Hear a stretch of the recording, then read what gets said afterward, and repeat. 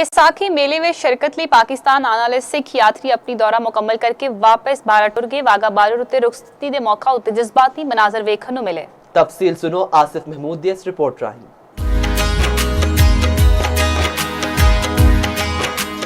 विसाखी मेला ते खालसा जन्मदिन मनाने ਲਈ 10 अप्रैल ਨੂੰ 2238 ਸਿੱਖ ਯਾਤਰੀ ਪਾਕਿਸਤਾਨ ਆਏ ਸਨ, ਜਿਹੜੇ 10 ਦਿਨਾਂ ਦੀ ਯਾਤਰਾ ਮੁਕੰਮਲ ਕਰਕੇ ਵਾਘਾ ਬਾਰਡਰ ਦੇ ਰਸਤੇ ਵਾਪਸ ਆਪਣੇ ਮੁਲਕ ਤੁਰ ਗਏ।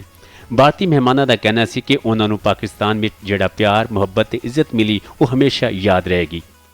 तो मैंने दिली बड़ी खुशी इस चीज़ की और इतने जोड़े बाशिंदे है जोड़े वो बड़े मिलनसार सारे कोई सब ने बड़ा सपोर्ट किया। गवर्नमेंट को साड़ी चाहिए भी खोलना क्योंकि सारी संगत दर्शन करे, यार नहीं जा सकता भी जरा 10 दिन उत्थे जा सकता, बाकी बहुत प्यार मिले जी। पाकिस्तान में क्याम दौरान सिख यात्रियों ने 14 अप्रैल ਨੂੰ ਗੁਰਦੁਆਰਾ ਪੰਜਾ ਸਾਹਿਬ ਹਸਨ ਅਬਦਾਲ ਵਿੱਚ ਵਿਸਾਖੀ ਦੀ ਮਰਕਜ਼ੀ ਤਕਰੀਬ ਵਿੱਚ ਸ਼ਿਰਕਤ ਕੀਤੀ।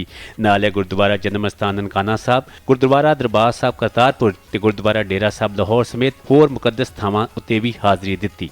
ਸਿੱਖਾਂ ਦੇ ਇਜਾਜ਼ ਵਿੱਚ ਲਾਹੌਰ ਵਿੱਚ ਤਕਰੀਬ ਵੀ ਮੁਨੱਕਦ ਹੋਈ। ਵਾਘਾ ਬਾਰਡਰ ਤੇ ਮਤਰੂਕਾ ਵਕਫ ਇਮਲਾਕ ਬੋਰਡ ਦੇ ਚੇਅਰਮੈਨ ਕਮਰੁਲ ਜ਼ਮਾਨ ਤੇ ਪਾਕਿਸਤਾਨ ਸਿੱਖ ਗੁਰਦੁਆਰਾ ਪ੍ਰਬੰਧਕ ਕਮੇਟੀ ਦੇ ਸਰਬਰਾਹ ਸਰਦਾਰ ਰਮੇਸ਼ ਸਿੰਘ ਅਰੋੜਾ ਨੇ ਮਹਿਮਾਨਾਂ ਨੂੰ ਰੁਖਸਤ ਕੀਤਾ। ਪਾਕਿਸਤਾਨ ਦੇ ਦਰਵਾਜ਼ੇ ਹਮੇਸ਼ਾ ਇਹਨਾਂ ਵਾਸਤੇ ਖੁੱਲੇ ਨੇ।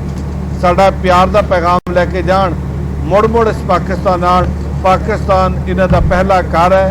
ਭਾਰਤੀ ਯਾਤਰੀਆਂ ਦਾ ਕਹਿਣਾ ਸੀ ਕਿ ਉਹਨਾਂ ਦਾ ਪਾਕਿਸਤਾਨ ਨਾਲ ਰੂਹ ਤੇ ਜਿਸਮ ਦਾ ਰਿਸ਼ਤਾ ਹੈ ਜਿਹੜਾ ਕਦੀ ਵੀ ਜੁਦਾ ਨਹੀਂ ਹੋ ਸਕਦਾ।